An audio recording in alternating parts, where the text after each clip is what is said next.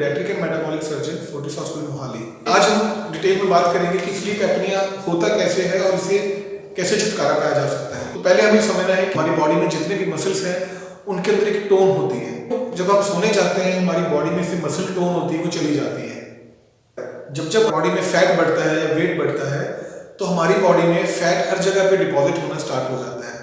सो आपने कॉमनली देखा होगा जिन पेशेंट्स का वेट बढ़ रहा है या जिन पेशेंट्स को डायबिटीज है तो उन पेशेंट्स में इस एरिया में नेक एरिया में फैट ज़्यादा बढ़ जाता है। तो कोई भी पेशेंट जब सोने जाता है तो उसको धीरे धीरे जब हम डीप स्लीप में चले जाते हैं या गहरी नींद में जाते हैं तो हमारी पूरी शरीर जो हमारी पूरी बॉडी है वो रिलैक्स हो जाती है ना। जैसे ही हमारी बॉडी से टोन चल जाएगी तो ये जो थोड़ा सा फैट हमारे नेक में डिपॉजिट हो गया है उसका प्रेशर हमारी सांस लेने नली के ऊपर आना शुरू हो जाता है।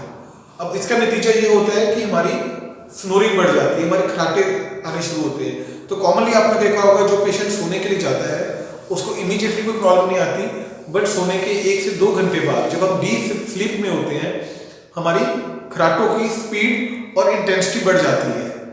सो उसका रीज़न क्या है? क्योंकि जैसे जैसे हम डीप स्लीप में जाएंगे हमारे सांस लेने नली और टाइट होती जाएगी।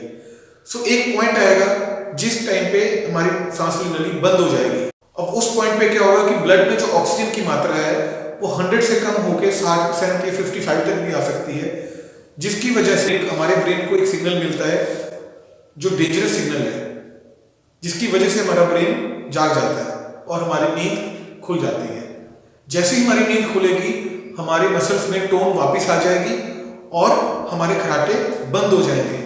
तो जिन पेशेंट्स को स्लीप एपनिया है जैसे ही वो सोने जाते हैं उनका स्लीपिंग पैटर्न क्या होता है? वो सोने गए 1-1.5 घंटे में उनके खराटों की जो इंटेंसिटी है वो बढ़ेगी, फिर एकदम से बंद हो जाएंगे। आपको लगेगा पेशेंट ने सांस लेना बिल्कुल नॉर्मल स्लीप हो गई है।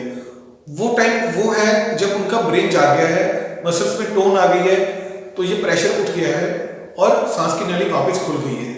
तो जैसे वो फिर गहरी नींद में सोने जाएंगे टोन वापस से चली जाएगी और प्रेशर आना शुरू हो जाएगा। तो दोस्तों ये पूरा प्रोसेस जो है पूरी रात भर चलता है और depending on the severity of sleep apnoea कुछ पेशेंट्स ऐसे हैं कि जिनमें एक रात में उनका ब्रेन 8 से 10 बार या 20 से 50 बार भी जागता है, depending on the severity of sleep apnoea. तो ऐसे पेशेंट्स को क्या होता है जब पूरी रात ब्रेन को रेस्ट नहीं मिली, 8 घंटे की ब्रेन को रेस्ट नहीं मिली, तो पूरा दिन क्या होगा, हमें थकावट महसूस होगी। तो पेशेंट्स कॉमनली हमें कंप्लेन करते हैं कि उनको फ्रेश फील नहीं होता, उनका पूरा दिन हेडेक रहता है, काम में इंटरेस्ट नहीं लगता, बेचैनी सी रहती है, मन नहीं लगता।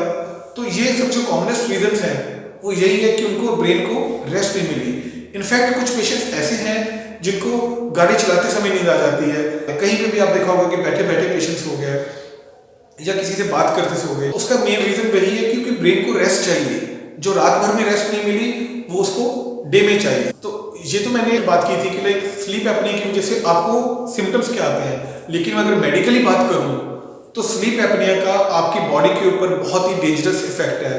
सबसे ज़्यादा जो इफेक्ट है आपके हार्ट और लंग्स के ऊपर है, क्योंकि जब आप सांस ले रहे हो एक बंद ट्यूब से या टाइट ट्यूब से तो आपके हार्ट और लंग्स के ऊपर बहुत ज़्यादा लोड पड़ता है, जिसकी वजह से वो डैमेज होते हैं। तो ये डैमेज इमीडिएटली नहीं होता।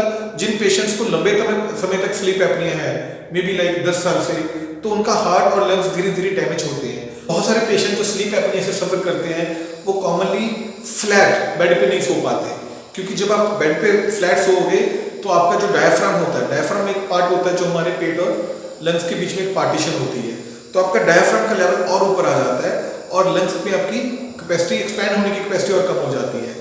सो जो पेशेंट्स मोटापे के शिकार हैं प्लस उनको सीवियर स्लीप एपनिया है उनमें सांस की प्रॉब्लम बहुत ज़्यादा है, क्योंकि 2 फैक्टर्स आपको तंग करते हैं।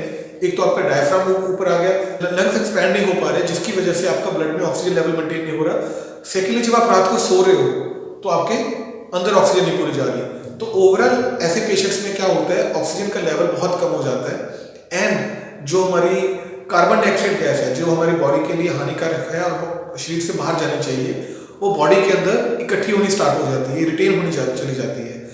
सो ये कई बार कुछ पेशेंट्स ऐसी स्टेज में भी जाते हैं जिनको हम कार्बन डाइऑक्साइड नार्कोसिस कहते हैं। मतलब CO2 का लेवल आपके ब्लड में इतना बढ़ गया कि आपको बेहोश हो जाते हैं पेशेंट्स और अपने ब्रेन के ऊपर असर हो जाता है। तो ये ये कंडीशन इतनी सीरियस भी हो सकती है, किसी पेशेंट की जान भी जा सकती है इससे। तो दोस्तों स्लीप एपनिया को इतना लाइटली मत लो। इसका प्रॉपर ट्रीटमेंट क्या है? कुछ स्लीप एपनिया वाले पेशेंट्स हमारे कुलीग्स या रेस्पिरेटरी डॉक्टर्स के पास चले जाते हैं और उनको एक टेम्परेरी मशीन लगा दी जाती है जिनको हम बाइपैप कहते हैं। ऐसे जितने भी स्लीप एपनिया के पेशेंट्स हैं वो मशीन लगाकर ही सोते हैं। तो जब आप मशीन लगाकर सोते हो तो वो मशीन उसमें से ऑक्सीजन एक फुल प्रेशर पे अंदर आपके सेंड करती है ताकि आपकी जो सांस वाली नली है वो प्रॉपरली ओपन रहे, तो उनसे स्लीप एपनिया ठीक हो जाता है। लेकिन एक ये टेम्परेरी मेथड है क्योंकि आपको डेली मशीन लगाकर सोना पड़ता है, उससे आपकी क्या है क्वालिटी ऑफ लाइफ अच्छी नहीं होती है। सो स्लीप एपनिया का दोस्तों दो ही ट्रीटमेंट है। अगर आप टेम्परेरी ट्रीटमेंट चाहते हैं तो आपको मशीन लगाकर सोना पड़ेगा जिससे आपकी सांस वाली नली खुली रहे। अगर आपके ब्रेन को प्रॉपर रेस्ट मिलेगी तो ही अगले दिन आप अच्छे से काम कर पाएंगे। और अगर आप परमानेंट ट्रीटमेंट चाहते हैं तो वो अपना लाइफस्टाइल मॉडिफिकेशन करें या डाइटरी मॉडिफिकेशंस करें, क्योंकि हमारा मेन एम होना चाहिए वेट कम करने के लिए। अगर आपका वेट कम होगा तो स्लीप एपनिया भी ठीक हो जाएगा। लेकिन कुछ पेशेंट्स जो डाइटरी मॉडिफिकेशन करने के बावजूद या अपना लाइफस्टाइल मॉडिफिकेशन के बाद भी वेट कम नहीं कर पा रहे या जिनका स्लीप एपनिया वर्स हो रहा है, तो ऐसे पेशेंट्स एक लाइफ थ्रेटनिंग कंडीशन में जाने की वजह से they can opt for another option that is bariatric surgery. तो बैरिएट्रिक सर्जरी से आपका लॉन्ग टर्म वेट लॉस भी हो सकता है और आपका स्लीप एपनिया भी ठीक हो सकता है। उससे आपको बिना मशीन लगाए आपको स्लीप एपनिया आपका ठीक हो सकता है।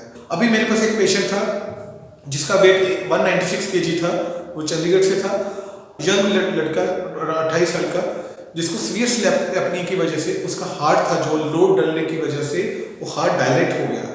सो जब से उसका हार्ट डायलेट हुआ उसकी जो पंपिंग कैपेसिटी थी वो कम हो गई। सो जो हमारा नॉर्मल हार्ट 60 to 70% काम कर रहा होता है, उस बच्चे का काम हार्ट था जो सिर्फ 30% पे रह गया। हमने उस पेशेंट के लिए, क्योंकि 196 kg पे अगर आपका वेट उतना बढ़ चुका है, अलार्मिंग वेट पहुंच चुका था और आपको सीवियर स्लीप एपनिया था, तो और प्लस आपका हार्ट काम नहीं कर रहा, तो ऐसी कंडीशन में पेशेंट की जो कंडीशन है वो और भी वर्स हो जाती है क्योंकि वो पेशेंट कभी भी फिजिकल एक्टिविटी नहीं कर पाता।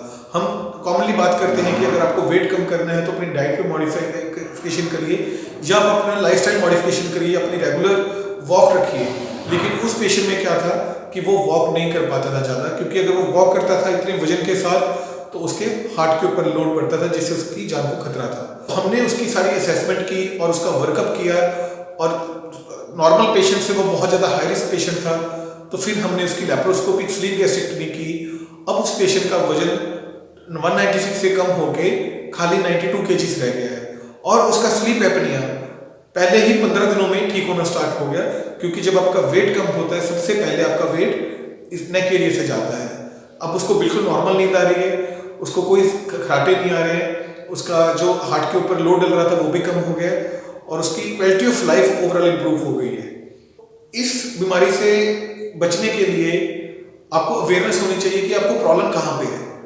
तो बहुत सारे पेशेंट्स हैं उनको लगता है कि उनके नाक में प्रॉब्लम आ गई है, गले में प्रॉब्लम आ गई है, बट प्रॉब्लम सही जो प्रॉब्लम आई है आपकी बॉडी में फैट का मात्रा बढ़ गई है जिसकी वजह से आपको ये प्रॉब्लम है। तो दोस्तों इसका मेन जो ट्रीटमेंट है वो वेट लॉस है। सो आप किसी भी तरीके से वजन कम कर लेंगे तो सबसे पहले जो आपका फैट है वो नेक एरिया से जाएगा और आपके खराटे कम हो जाएंगे और आपकी नींद अच्छी हो जाएगी और आपका डे टाइम जो आपको प्रॉब्लम्स आ रही हैं उनका सोल्यूशन हो जाएगा। और याद रखिए अगर आपका स्लीप एपनिया ठीक है तो आप स्लीप एपनिया से होने वाली प्रॉब्लम से बच सकते हैं।